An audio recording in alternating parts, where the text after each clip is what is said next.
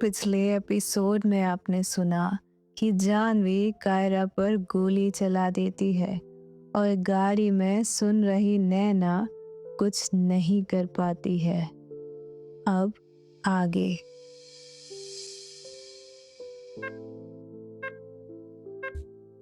Mariam, run the CT scan, another blood test. सब कुछ slow motion में था। नैना के लिए उसकी दुनिया अब उजड़ चुकी थी। उम्मीदें शहर छोड़ चुकी थी। कुछ रहा ना गया था अंदर। राना को बताया गया था कि डेड बॉडी को सिकवेलिया हॉस्पिटल में ले जाया गया था और अब एक बेजान सी चल रही नैना सिर्फ अंदर से खत्म होने के लिए आई थी यहाँ। वो नहीं देखना चाहती थी कायरा का बेजान शरीर। वो नहीं मानना चाहती थी कि अब उसकी कायरा नहीं रही थी। वहां जान कायरा की गई थी और लाश वो बन गई थी। वो नहीं आना चाहती थी यहाँ। Good morning, Inspector Rana. I wanted to inform you कि 10 मिनट पहले आई एक gun shot victim. She was pronounced dead upon arrival. She was shot and we tried everything, but उनका खून काफी बह चुका था. थोड़ी दूर पर खड़ी नैना अब एक जिंदा लाश बन चुकी थी। उसका दिल मानने तैयार ही नहीं हो रहा था कि कायरा अब नहीं रही थी। वो जाना ही नहीं चाहती थी जहां उसकी डेड बॉडी रखी हुई थी। वो अपने दिल को ये बात नहीं बता पा रही थी कि अगर एक बार वो कायरा की लाइफलेस बॉडी देख लेगी तो उसे ये मानना ही पड़ेगा कि अब वो जिंदा नहीं थी। उसका दिल कहीं से भी बहाने ढूंढ लाना चाह रहा था कि कुछ हो जाए, कोई करिश्मा ऐसा कि उसकी डेड बॉडी देखे बगैर कायरा कहीं और से उसके पास आ जाए, कह दे कि उसे कुछ नहीं हुआ था। वो सांसें लेना भी नहीं चाहती थी, कुछ और देखना नहीं चाहती थी। वो बस ये मान लेना चाहती थी कि ये एक बेहद ही बुरा सपना था और नींद खुलते ही कायरा उसके आंखों के सामने होगी। वो कभी डिनायल में नहीं जीती थी। नैना कड़वे से कड़वे सच को आंख मिलाकर एक्सेप्ट करती थी, पर ये सच उसे मार रहा था। वो नहीं एक्सेप्ट कर पा रही थी। उसे मॉर्ग में नहीं जाना था। उसके कानों ने अब काम करना बंद कर दिया था। अब बहरी सी हो गई थी वो और पैरों ने खड़े होने से मना कर दिया था। जो कभी रोई नहीं थी, आज उसके आंसू अब थमने का नाम ही नहीं ले रहे थे। उसे बस एक ही मंजर याद आ रहा था। जब सभी लोग कायरा के फ्लैट तक पहुंचे और जहां कायरा की बॉडी होनी चाहिए थी, वेबकैम में दिखने के बाद वहां सिर्फ खून ही खून था। पहुंचने के बाद राना को एक गन शॉट विक्टिम की बॉडी जो एम्बुलेंस से पहले ही सिकवेलिया हॉस्पिटल में ले जाई गई थी, उसकी रिपोर्ट के लिए उसके जूनियर ने फोन करके खबर की थी और वो लोग तुरंत ही हॉस्पिटल के लिए निकल आए, देखने और मानने के लिए जो सच नैना कभी मानना नहीं चाहती थी। उसकी सांसें कुछ और नहीं करना चाहती थी, बस थम जाना चाहती थी। उसे उसकी कायरा के बिना नहीं रहना था। अब कैसे जिएगी वो? जो कुछ कहना था किसको कहेगी? कैसे कहेगी कि वो बेइंतहा मोहब्बत करती थी उससे? कैसे कहेगी कि वो अपनी पूरी जिंदगी उसके साथ गुजारना चाहती थी? रुला के ही नहीं, खत्म भी कर गई थी वो उसे। कायरा नहीं रही थी, वो जा चुकी थी और सोचते हुए वो रखी हुई चेयर पर अपने पैरों को जवाब देने दे देती है। और गिर जाती है उस पर, जैसे सारी की सारी दुनिया अब उसके कंधों पर आ बैठी थी। उसे राना और डॉक्टर की बातें सुनाई नहीं दे रही थी। करण भी जो उससे बोलना चाह रहा था वो उसके कानों तक नहीं पहुंच पा रही थी। बस एक ही चीज उसके दिलो दिमाग में घूम रही थी कि वो जानवी की दुनिया उजाड़ देना चाहती थी। उसने उसकी कायरा को उससे छीनकर उसकी सारी खुशियां छीन ली थी। कुछ भी नहीं बचा था उसके अंदर अब। नैना अब नैना नहीं बची थी। सब खत्म हो चुका था। वो कुछ सुनना कहना नहीं चाहती थी। वो बस वहां से चली जाना चाहती थी जहां उसकी कायरा मुस्कुरा रही हो। जाना चाहती थी वो बस अपनी कायरा के पास। पर ये सच नहीं था। वो भले ही सुनना समझना बंद कर दे, पर ना तो सच बदलना था और ना ही ये बात बदलनी थी कि सच को इस वक्त उसका फेस करना कितना जरूरी था। और उसके पास खड़ा करण ये बात जानता था कि अगर नैना ने कायरा की बॉडी को नहीं देखा तो वो कभी इस सच को नहीं एक्सेप्ट करेगी कि कायरा मर चुकी थी। वो उसे रिहा तो कर गई थी जानवी का चेहरा सामने लाकर, पर वो उसे खत्म भी खुद को खत्म करके गई थी। उसे सच का सामना करवाना ही था। कायरा की डेथ को फेस करना ही था। वो जानता था कि नैना का दिल बहाने ढूंढ रहा था कि ये कड़वा सच बदल जाए। कायरा की लाइफलेस बॉडी देखने से पहले उसका ये बुरा सपना टूट जाए, पर ऐसा कैसे मुमकिन था? इसलिए उसे संभालते हुए वो उसे सहारा देकर उठाता है, राना के साथ मौत की तरफ ले जाने के लिए। उसने उसकी हमेशा अपना सर ऊंचा करके चलने वाली बहन की ऐसी हालत कभी नहीं देखी थी। वो किसी लाश सी कुछ भी महसूस नहीं कर पा रही थी। सब नम हो चुका था उसके अंदर। ना उस लिमिटेड कॉरिडोर में लोगों का आना जाना देखा था उसने, ना उसने हॉस्पिटल में आते लोगों को देखा था, ना पेशेंट्स की फैमिलीज को घबराते हुए देखा। जो सारे हॉल की एनर्जी एक नजर में भांप सकती थी, आज कुछ सुन नहीं पा रही थी। न देखा था उसने एक पेशेंट को वार्ड बॉय का सहारा मिलते हुए, न दूसरे पेशेंट की फैमिली से अब बात कर रहा वो डॉक्टर के पास आती हुई नर्स को देखा था।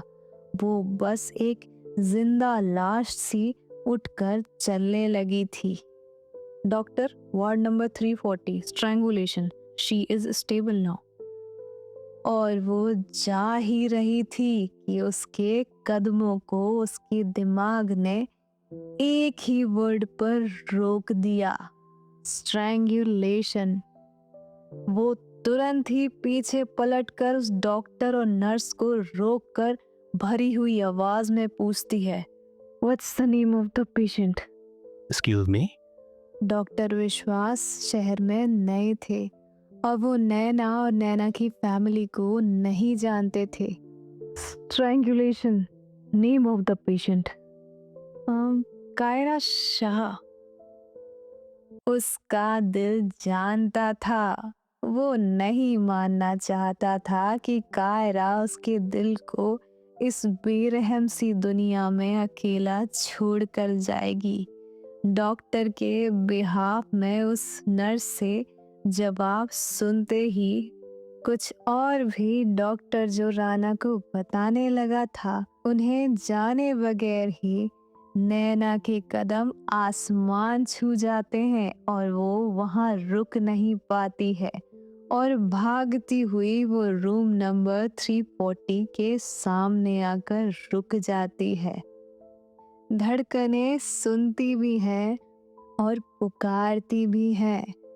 कदमों को आहिस्ते से हॉस्पिटल के उस कमरे में रख उसके दिल ने खुदा की रहमत देखकर जो बिन आवाज की शुक्रिया करते हुए जो पुकार लगाई थी, ऊपर बैठा सुन रहा वो, उसके भी रोंगटे खड़े हो गए होंगे।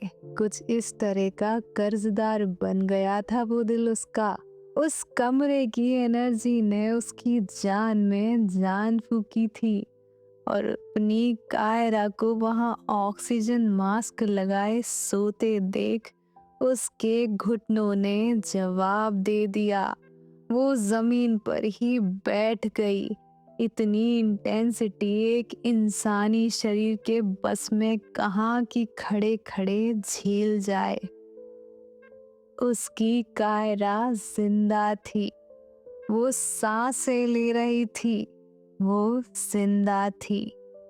वो आंसुओं के बीच रोते हुए हंस रही थी। उसकी उजड़ती दुनिया वापस से थम गई थी, खुशियों से भर गई थी वो। उसकी कायरा जिंदा थी, नैना की कायरा जिंदा थी। दरवाजे से देख रहा उसका भाई, उसके दोस्त सब नैना को अपने ही बिखरेपन में संवरते देख रहे थे। ना थमे थे आंसू रूमा की आंखों से, ना हाल आयशा का दूसरा था, ना करण आगे आया अपनी बहन को उठाने, क्योंकि प्यार की ताकत जिसके पास होती है उसे सहारे की जरूरत नहीं होती। Ma'am, please, I assure you that she is stable, but she needs rest. नैना के चेहरे पर मुस्कुराहट अब आ चुकी थी। उसे कोई फर्क नहीं पड़ना था कि वो कायरा से मिल सकती थी या नहीं, क्योंकि जब तक कायरा होश में नहीं आ जाती वो हॉस्पिटल छोड़कर कहीं नहीं जाने वाली थी। वो सर हिलाती है और अपने आंसू पोंछकर एक बार आराम कर रही अपनी कायरा को अपनी भरी आंखों में प्यार लिए उन आंखों से ही छूती है और फिर रूम से बाहर आ जाती है।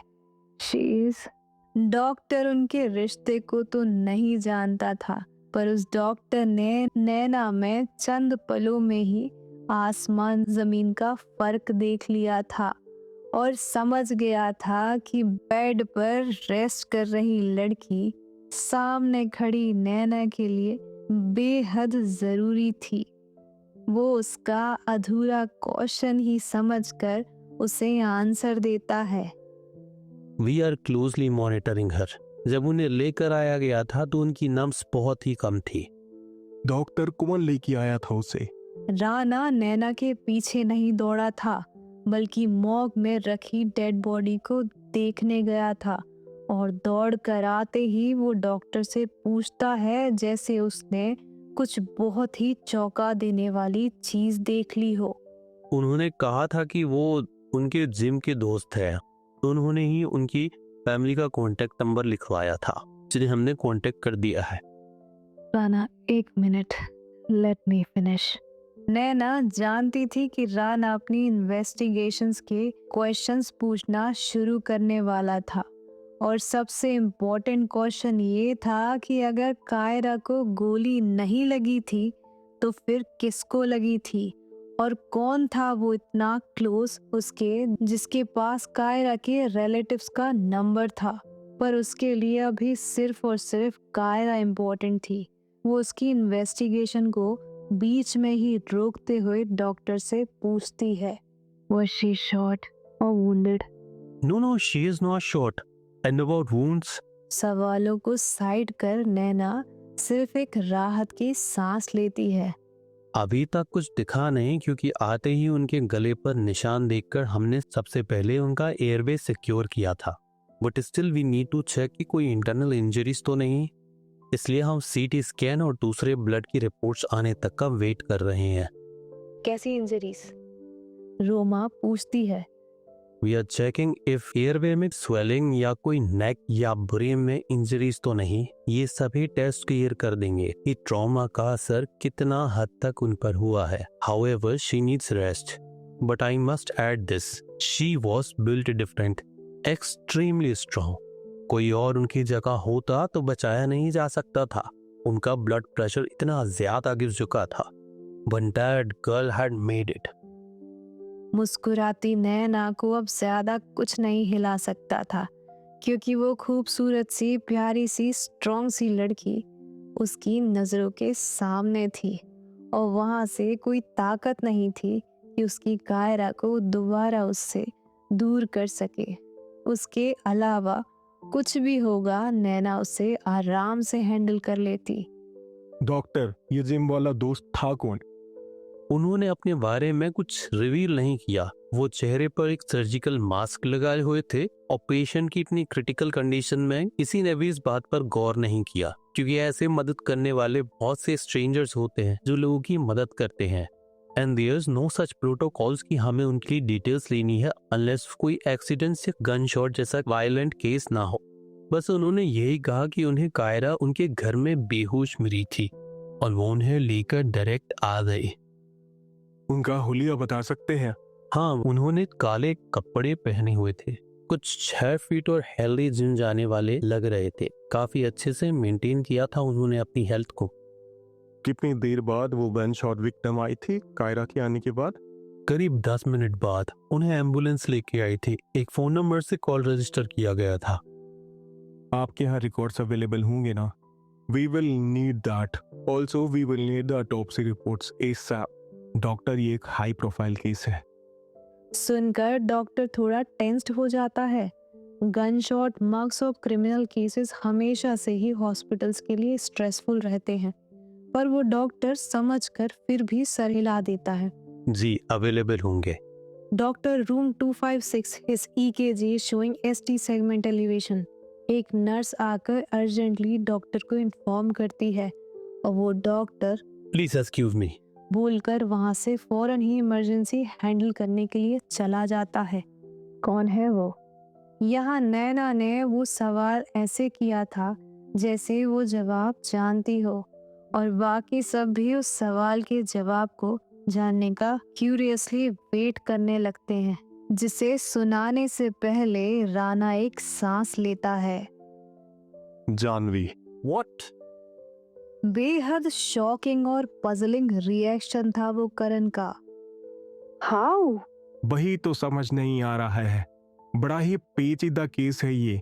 कायरा को जानवी मार रही थी, ये हम सब ने देखा था, पर उसकी कायरा को मारने से पहले किसी ने उसे पीछे से मार दिया। उसकी पीठ पर लगी है गोली। मिस्टर देवान मल्होत्रा भी आ चुके हैं। रोशन, पता लगाओ कि ये जिम वाला दोस्त था कौन। CCTV वगैरह सब चेक करो। जानवी के पापा आए हुए हैं। राना सर हिलाकर आंसर दे के वहां से चला जाता है। नैना, I want you to stay out of this. करण अपनी बहन के कंधे पर हाथ रखकर उसे कहता है, She got what she deserved. अगर वो खुद नहीं मरती तो मैं खुद उसे बर्बाद कर देती। I don't care about her and her family. नैना ऐसी नहीं थी कि उसे फर्क नहीं पड़ता था, पर जानवी ने उसे हर्ट किया था जिस पर वो कोई आंच भी ना आने दे। और अहम में अपनी बेटी को ले डूबने वाले जानवी के पापा नैना का टाइम और एनर्जी डिजर्व नहीं करते थे।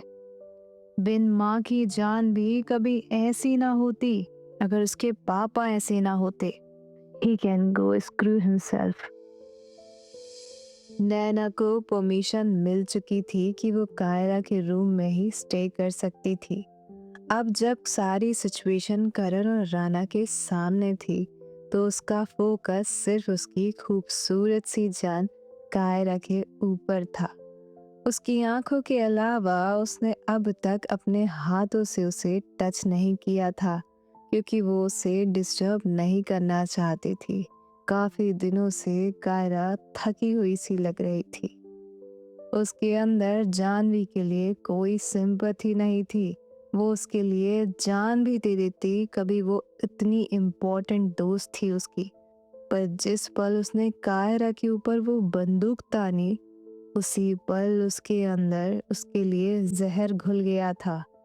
नैना की मोहब्बत में भी शिद्दत थी और उसकी नफरत में भी, और जान भी उसकी नफरत के आड़े आई थी। वो बेरहम थी उनके लिए, जिन्होंने उनकी फैमिली को हर्ट किया हो, और कायरा तो उसकी दुनिया बन चुकी थी। वो उसके मर जाने से राहत में थी। खुश थी वो कि अब वो उसकी कायरा को कभी हाथ भी नहीं लगा सकती थी। राना की टीम इन्वेस्टिगेशंस में लगी हुई थी, और अजीब बात ये थी कि सिक्वेलिया हॉस्पिटल की रिकॉर्डिंग्स, सीसीटीवी फुटेज, स्पेसिफिकली उस टाइम की रिकॉर्डिंग्स सभी ही जगह से गायब थी। कोई भी उन रिकॉर्डिंग्स को ट्रेस नहीं करवा पा रहा था। किसी को समझ ही नहीं आ रहा था कि कौन था वो जिसने जानवी को गोली मारी थी। कुछ भी जगह पर नहीं था। कोई ये बता नहीं पा रहा था कि कायरा को किसने बचाया था, कौन था जो उसे लेकर आया था। यहाँ देवान मल्होत्रा ने राना को 2 दिन का टाइम दे के रखा था, ये पता लगाने के लिए कि उनकी लड़की को किसने मारा था। वो जानवी की करतूतें सुनना नहीं चाहते थे। वो बस उनकी बेटी को मारने वाले हत्यारे को अपने हाथों से मार देना चाहते थे। जानवी ने ये गुस्सा, ये जिद उसके पापा को अपना रोल मॉडल मान के ही सीखी थी, और आज उसी के कारण खुद की जान गंवाई थी। ऑटोप्सी में से पता लगा रीजन, जिसमें उसकी मौत 9 mm की ग्लॉक 19 की बुलेट से एक फेटल हैमरेज यानी कि खून बहुत ज्यादा बह जाने से हुई थी। और ये गन वही गन थी जो समर और जानवी दोनों के पास थी, जिसमें से जानवी तो नहीं रही, पर समर अब तक नहीं पकड़ाया गया था। बस पकड़ा गई थी तो जानवी की गाड़ी, जो मॉल के पार्किंग में लगी हुई थी। इतना पता था कि जानवी ने अपनी कार वहां पार्क कर थोड़ी दूर पैदल चलकर, जहां पर कोई भी सीसीटीवी नहीं था, वहां से किसी और गाड़ी में बैठकर कायरा के फ्लैट तक आई थी। ये केस बड़ा ही इंटरेस्टिंग होता जा रहा था। इस केस को रूट देने के लिए उसे समर को ढूंढना ही था, और वो उसे पकड़ने के लिए अंधेरे में निशाना लगा ही रहा था कि उसे एक कॉल आ जाता है। I want to turn myself in. Rana के पर्सनल नंबर पे ये किसका फोन था, वो समझ नहीं पाया था। कौन बोल रहा है? मैं समर, मैंने मारा है जानवी को। मैं सरेंडर करना चाहता हूँ। राना फौरन ही अलर्ट हो जाता है और उससे कामली उसकी लोकेशन पता करता है, और कुछ देर में उसकी टीम समर की लोकेशन पर पहुंच जाती है।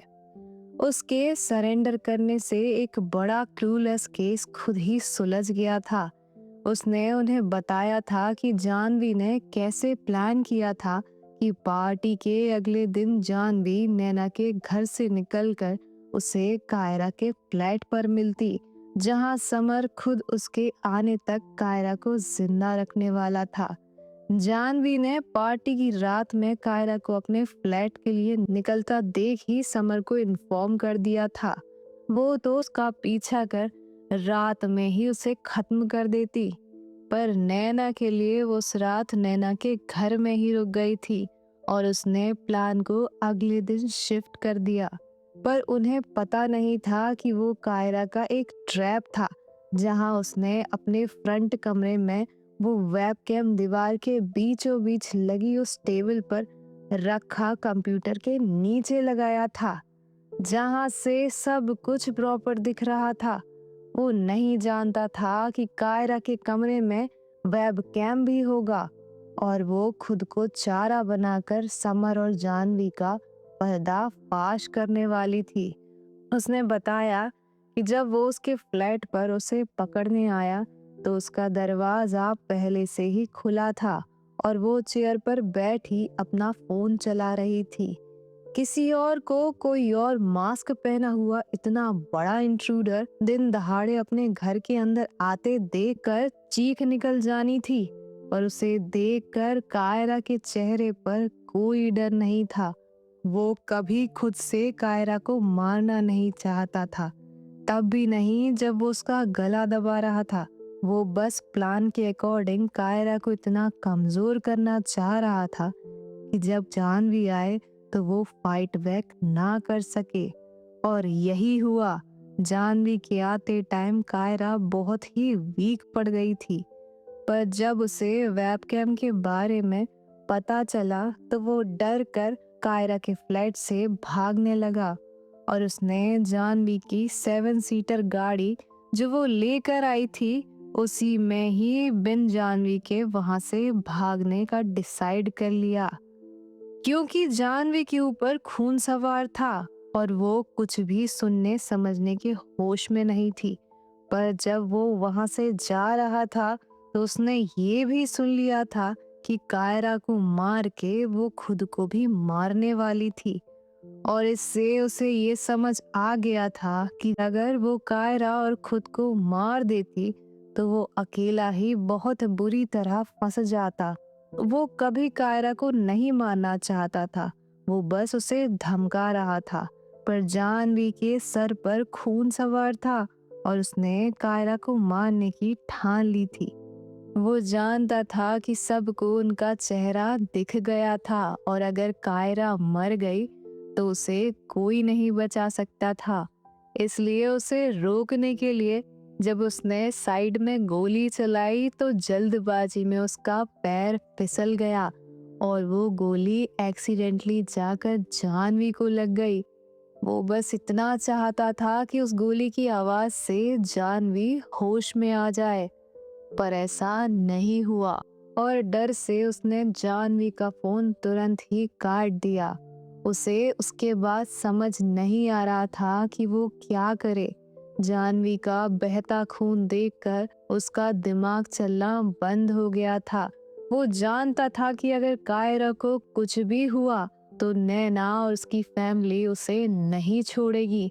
इसलिए उसने सबसे पहले और गिल्ट के साथ ही कायरा को उठा के वहां से फौरन ही हॉस्पिटल ले गया और जानवी के लिए एम्बुलेंस को इन्फॉर्म कर दिया। पर जानवी हॉस्पिटल पहुंचते ही मर गई। 6 फुट और बॉडी बिल्डर होने के कारण हॉस्पिटल के बहुत से लोगों ने वो समर ही था जो कायरा को लेकर आया था ऐसा दावा कर दिया।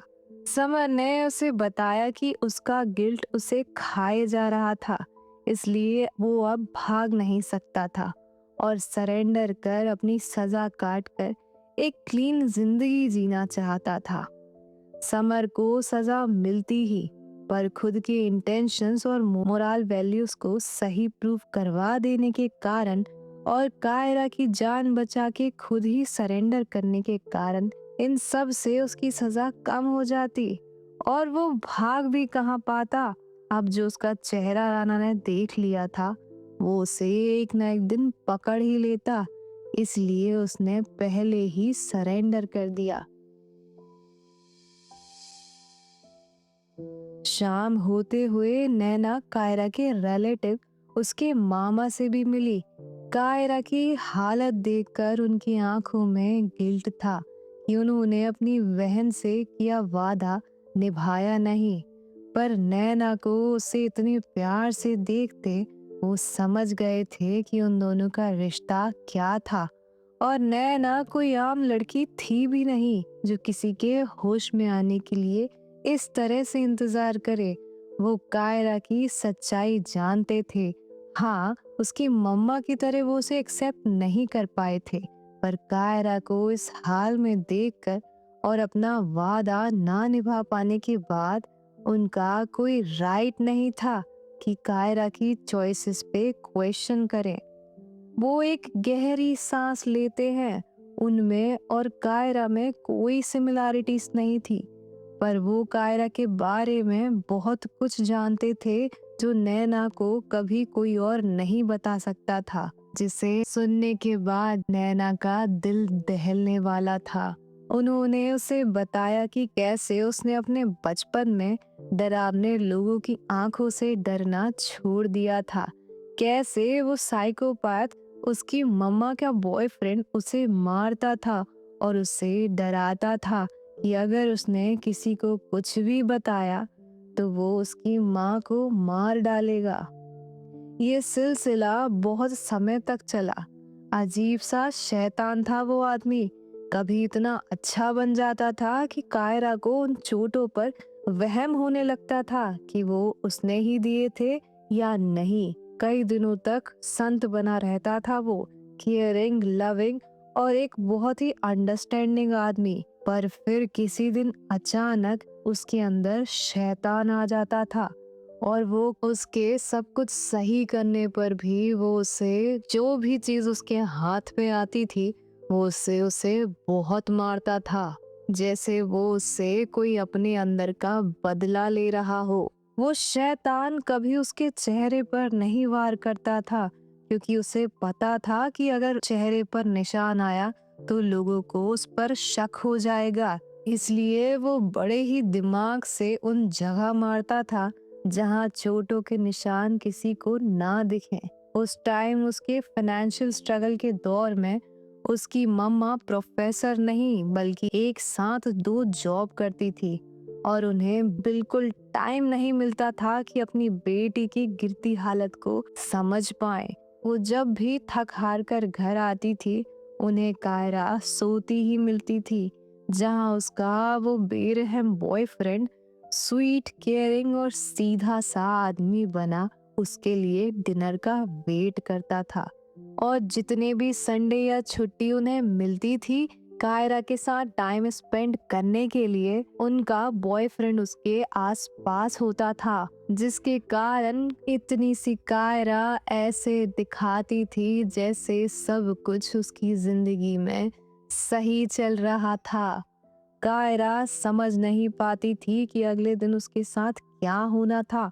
उसका उसके लिए ब्रेकफास्ट तैयार करना, टिफिन बनाना, उसकी केयर करना, उसकी मम्मा की केयर करना, कोई शक नहीं कर सकता था उस पर। सबके लिए वो एक शाय सा परफेक्ट आदमी था। उसकी मम्मा बहुत खुश थी, पर वो नहीं जानती थी कि उस आदमी को बाइपोलर डिसऑर्डर के साथ साथ एंटी सोशल पर्सनालिटी डिसऑर्डर भी था और वो एक वायलेंट एपिसोडिक साइकोपैथ था। उसके एपिसोड्स बेहद बेरहम होते थे और उसे फेस करने के बाद जानवी जैसी दिमागी तौर पर बीमार लड़की कायरा को बिल्कुल भी नहीं डरा सकती थी। यही रीजन था कि कायरा बिन पल के झपकाए उसकी आंखों में मुस्कुराते हुए देख पा रही थी, सुनकर जिससे नैना का दिल दहल गया। नैना से कायरा की कहानी नहीं सुनी जा रही थी। उस लड़की के इतने काले अतीत ने उसे अंदर से छलनी कर दिया था। उसकी आंखों में आंसू और गुस्सा दोनों भरा हुआ था। वो जाकर कायरा के पास्ट में उस आदमी को खत्म कर देना चाहती थी, बदल देना चाहती थी उसका ये एक बेरहम अतीत, भर देना चाहती थी खुशियां ही खुशियां उसकी कहानी में, दूर कर देना चाहती थी उसकी सारी बुरी यादें। वो कभी रोई नहीं थी और एक दिन में कायरा ने उसे बेबस खुशी, लाचारी और आग से तपते गुस्से से भर भर कर रुलाया था। उसके मामा ने उसे बताया कि कायरा कितने लंबे टाइम तक सहती रही थी। रातों में डर के चीख के उठना, खाना पीना ना खा पाना। वो स्पोर्ट्स में बहुत अच्छी थी पर वो भी उसने छोड़ दिया। उसका डिप्रेशन दिखने लगा था। उसने लोगों से बात करना छोड़ दिया था। और ऐसे ही एक दिन जब उसके मामा उसकी मम्मा के घर पर अचानक कुछ किताबें लेने पहुंचे तो उन्होंने वो मंजर देखा जो कभी किसी भी बच्ची के साथ नहीं होना चाहिए था। छोटी सी कायरा दीवार से सटी हुई थी और वो शैतान उसके गले पर चाकू लगाए उसे धमका रहा था। वो कायरा की हालत देखकर बता सकते थे कि उसने उसे कितना मारा था। उसका मैनियक एपिसोड इतना डरावना था कि उसके मामा भी देखकर एक इंसान ऐसा भी हो सकता है यकीन ही नहीं कर पाए और उन्होंने कायरा को बचाने के लिए उस शैतान के सर पर हॉकी स्टिक से मारकर उसे बेहोश कर दिया। केस चला, वो पकड़ा भी गया, सब कुछ सामने भी आ गया और वो उनसे दूर भी हो गया। ये सब सुनकर जब नैना के दिल में लगी आग ने उसके मामा को ये दिखा दिया कि अगर कायरा की हालत करने वाली उसकी दोस्त अगर जिंदा होती तो वो उसे इस दुनिया में रहने नहीं देती, क्योंकि वो उसका पीछा कभी नहीं छोड़ती।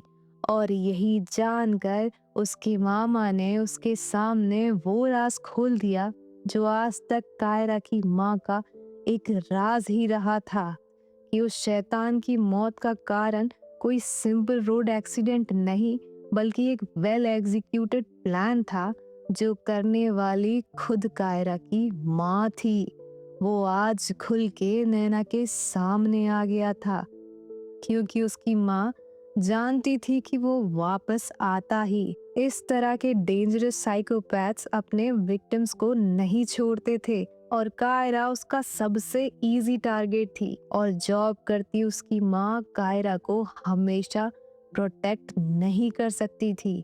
इवन अगर वो उसके मामा के पास रहती तब भी नहीं। वो उसे कहीं से भी ढूंढ निकालता, क्योंकि उसने कहा था कि वो कायरा से बहुत कनेक्टेड फील करता था। वो जानती थी कि किसी को मारने का अंजाम क्या हो सकता है। पकड़ाई तो कोई नहीं बचा सकता था उन्हें कानून से, पर उनकी बेटी की हालत, उसकी वो ना सुन पाने वाली चीखों ने एक माँ को अपनी बेटी के लिए शेरनी बन शिकार करने पर मजबूर कर दिया था। हिफाजत हदों को पार कर आपको दुनिया में सबसे ताकतवर बना देती है, जहां डर जैसी चीज एग्जिस्ट नहीं करती। कायरा ने उसकी माँ की ये बात कभी नहीं जानी थी और किस्मत से एविडेंस ना होने के कारण कई Indian hit and run cases में से एक ये भी केस तब्दील हो गया और रिकॉर्ड्स में खो गया। और उसके बाद कायरा को लंबे टाइम तक थेरेपी और काउंसलिंग करवाने के बाद वो अपने अतीत से बाहर आकर उसकी मम्मा के साथ खुशी से रहने लगी। उसकी मम्मा ने उस शैतान को उसकी बेटी को दर्द पहुंचाने की सजा दी थी और उन्हें जीते जी कभी इस बात पर अफसोस नहीं हुआ था कि उनके हाथों में किसी का खून लगा हुआ था। अगर उनके पास कायरा नहीं होती तो वो शायद सरेंडर भी कर देती, लेकिन अपनी कायरा के लिए उन्होंने कभी किसी को ये राज खुलने नहीं दिया। एक शेरनी हिफाजत के लिए ये नहीं देखती कि वो कितनी खूंखार होने वाली है। उन्होंने वही सजा दी थी जो नैना अगर जान भी कायरा को मारने फिर आती बिन सोचे ही देती, पर एक बार फिर किस्मत से वो खुद ही मारी गई थी। नैना की आंखों में कायरा के लिए उन्हें वो दिख गया था जिसने उन्हें भरोसा दिला दिया कि कायरा दुनिया की सबसे सेफेस्ट प्लेस में थी और कोई शैतानी ताकत ना थी जो कायरा को दोबारा छू ले। और थोड़ी देर और कायरा की बातें बता के वो उसे सबसे सेफ हाथों में छोड़कर रात होते ही अपने होटल के लिए वापस चले गए। कितना सब सहा था उसकी इतनी सी जान ने। अपनी आंखों में प्यार, आंसू और दर्द लिए वो उसे देखे जा रही थी। किसी ने तो उसके अंदर खुद से एक वादा कर लिया था कि उसके रहते हुए अब इस दुनिया में कोई और उसकी कायरा को छू भी नहीं सकता था। उसे चैन से सोता हुआ देख वो एक गहरी सांस लेती है। नैना शुक्रगुजार थी अपने रब के लिए कि उसकी कायरा उसकी आंखों के सामने रेस्ट कर रही थी, और शुक्र इस बात का भी था कि रिपोर्ट्स भी सभी नॉर्मल ही आई थी। कायरा इतनी स्ट्रॉन्ग थी कि सब कुछ झेलने के बाद भी स्टेबल थी। न केवल उसकी बॉडी बल्कि उसका माइंड भी लोहे सा बना था, जिसे आज तक कोई नहीं तोड़ पाया था। नैना के भाई ने उस कमरे में एक और बेड लगवा दिया ताकि नैना उसी पर सो सके, क्योंकि वो कायरा को छोड़कर कहीं नहीं जाने वाली थी। अगले दिन सुबह रोमा और आयशा के आ जाने के बाद वो कायरा को उनके हवाले छोड़कर थोड़ी देर के लिए कायरा के कपड़े लेकर घर आ जाती है ताकि वो नहा के फ्रेश हो सके। और नहाकर जैसे ही बाहर आती है, अपने फोन पर रोमा का कॉल आते देख डेजा वू सी फीलिंग में वो तुरंत ही फोन उठा लेती है। Get your ass here. She's up. And all yours. Kiara को होश आ गया था।